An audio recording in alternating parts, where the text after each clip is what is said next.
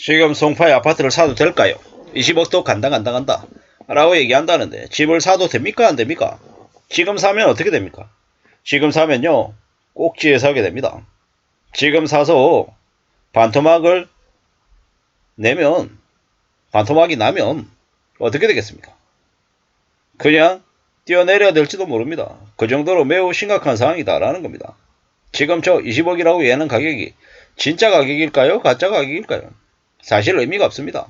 물론 저 아파트 단지 상가에 가면 저기 부동산 무지하게 많거든요. 거기 부동산들 보면 거기에 바깥에 이제 다 붙어 있어요. 헬리오시티 84, 18억, 19억, 20억, 21억 막 적혀 있는데요. 거래가 거의 없어요. 왜 거래가 없겠습니까?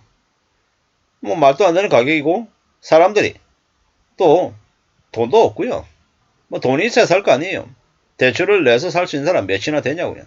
저 지역에 20억 주고 30평, 33평 20억 주고 살 수 있는 사람 몇이나 되냐고요. 반토막이 나서 10억이 된다고 사람들이 우르르 몰릴까요?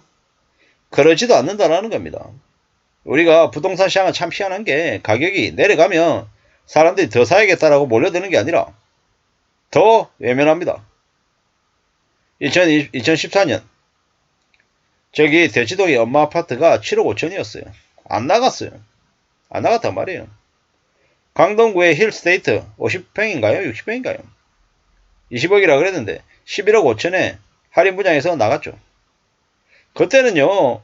여기 온 사방에 플랜카드에 뭐가 있었냐. 집값이 싸다라고 엄청 이렇게 플랜카드에 붙었었고요. 그때는 되게 어이가 없었던 게 집 사면 원 플러스 원 해준다라는 것도 있고 명품 가방 준다 그러고 BMW 준다 그러고 벤츠 준다 그러고 할인 분양한다 그러고 다 난리였어요. 그랬는데 사람들이 몰려들었냐고요? 아니거든요. 그랬지만 사람들이 그걸 봐도 본체 만취했단 말이에요. 그게 지금도 비슷하지 않을 거라고 생각합니다. 물론 당장은 아닐 거고요. 당장은 아닐 거고 시간이 조금 걸리겠죠. 하지만 확실한 건 좀 더 필요할 겁니다. 참고 견디고 기다리는 그런 마음들이 말입니다. 좀 두고 봐야죠. 사는 게 참 쉽지 않다라는 겁니다. 막막하고 답답할 수 있죠. 그렇기 때문에 좀 더 고려하면서 지내야 됩니다. 잘 생각해야죠. 지금은요, 여러 가지 고민들, 여러 가지 생각들이 이제 필요하다라는 겁니다. 지금은 부동산 따위에 관심을 가지고 뭔가 생각하는 게 못 된다라는 겁니다. 그보다는 좀 냉정하게 따져볼 필요가 있습니다. 이제 고금리가 계속 이제 높아지고 사람들이 부동산 가격, 집값이 오른다 떨어진다 이런 관심보다는 당장 먹고 사는 것에 더 이제 관심을 쏟아야 될 시기죠. 물론 무리하게 연끌한 이들은 이제 힘들어지는 거죠. 왜겠습니까? 이제 예를 들어 볼게요. 헬리오시티 20억짜리인데 12억을 대출받았다고 치자고요. 8억이 자기 돈이고. 근데 저게 집값이 15억으로 떨어지면요. 12억으로 떨어지면요. 대출받은 12억에 대해서 일부 금액을 금융권에서 상한 요구를 안 할 수 없다라는 겁니다. 은행이 자선사업가도 아니고 은행은 자기네들도 이제 계속해서 이제 자산 평가를 할 수밖에 없죠. 하는데 집값이 하락한다라고 하면 그에 따라서 감정가를 별도로 다시 재산정해가지고 대출 내줬던 게 적법한지 그냥 아무 것 없이 연장을 해줘도 될지 아니면 일부 금액을 상한 요구해야 될지 대출 금리를 올려야 될지 이런 것들을 따져본단 말이죠. 근데 그게 2024년, 25년, 26년 어떻게 되겠습니까?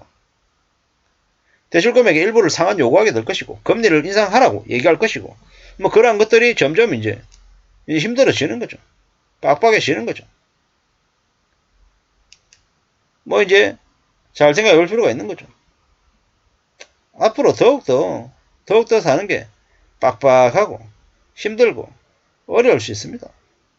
그렇기 때문에 더 부동산 관련해 가지고 함부로 쉽게 돈 벌 거다라는 생각을 이제 버리는 게 좋습니다. 뭐 지금요 김포 지역에 뭐 30평대 아파트가 뭐 8억이다 10억이다 저기 동탄에 아파트가 20억을 찍었다 뭐 이런 얘기들 되게 많이 하는데 아무 의미 없다. 아무 의미 없다. 실제로 그게 의미가 있으려면 어떻게 해야 됩니까? 의미가 있으려면 그게 의미가 있으려면 집을 팔아서 자기의 호주머니에 돈이 쌓여야 되는 거죠. 그래야 그게 실제로 괜찮아진 거죠. 그렇게 생각하고 움직여 보자고. 잘 생각해 볼 필요가 있겠습니다. 사는 게 참 힘들고 어렵죠. 어렵습니다. 쉽지 않습니다. 뭐 청약 받으면 뭐 5억 번다 10억 번다 뭐 이런 얘기들로 많은 사람들을 현혹시키는데요. 뭐 그런 얘기에 혹하지 마십시오. 세상에 흥분하는데 돈 벌 기회 없습니다. 그렇게 돈 벌 기회 같으면요 저거들이 알아서 하지 뭐 사람들에게 그런 기회를 주겠습니까? 그러지 않는다라는 겁니다. 참 잘 생각할 필요가 있습니다. 사는 게 얼마나 어려운데 뭐 쉬운 것처럼 별거 아닌 것처럼 얘기하는데요. 다들 이제 힘들고 빡세고 어렵습니다. 돈 버는 게 얼마나 어려운데 뭐 세상에 뭐 이 세상이 평범한 사람들에게 보통 사람들에게 쉽게 돈 벌 기회를 주는 것 같습니까? 쉽게 돈 벌 기회 안 준다라는 거. 그래 더 암담하고 더 참혹하고 더 어렵다라고 생각하는 게 맞다라는 겁니다. 그렇게 생각하고 이제 정의 박차리고 지내야죠. 가만히 있으면 그냥 뭐가 생기는 것 같지만 세상에 그런 거 없습니다. 그렇게 유유자적 여유 부리면서 그냥 집만 샀더니 그냥 부자가 됐어. 뭐 요새는 되게 어이없는 얘기들도 막 하죠. 저렇게 대출을 계속 저렇게 줄이면 현금 부자만 더더욱 부자가 될 수 있다라고 얘기한다는데 완전 얘기죠. 현금 부자가 되는 게 맞아요. 그게 당연한 거라는 거죠. 그게 억울하다 싶으면 어떻게 해야 됩니까? 현금 모아서 현금 부자 돼야죠. 현금 가지고 있어야 되죠. 그래야지 된다라는 겁니다. 참 많은 생각들이 들죠. 부동산으로 한동안 지난 10여 년 동안 돈을 많이 벌어서 괜찮다 부럽다 이랬던 사람들 이제 서서히 이제 정신을 차리기 시작한 거죠. 왜냐? 아니거든요. 돈 벌었다 그러는데 왜 저 사람 왜 돈이 없지? 알고 봤더니 그냥 기분만 좋은 거고 실제로 내 손에 돈이 이렇게 떨어진 게 아니더라는 거죠. 뭐 이제 그걸 잘 생각해야죠. 잘 살펴야죠. 사는 게 내 뜻대로 쉽게 뭔가 이루어지지 않는다 하더라. 특히나 부동산은 금방금방 이루어지는 게 아니라 꽤 오랫동안 걸리는 일이다 라고 생각하고 감당할 수 있는 범위 안에서 빚도 내고 집도 사고 뭐 월세를 받을지 아니면 거주를 할지를 생각해야 될 것 같습니다.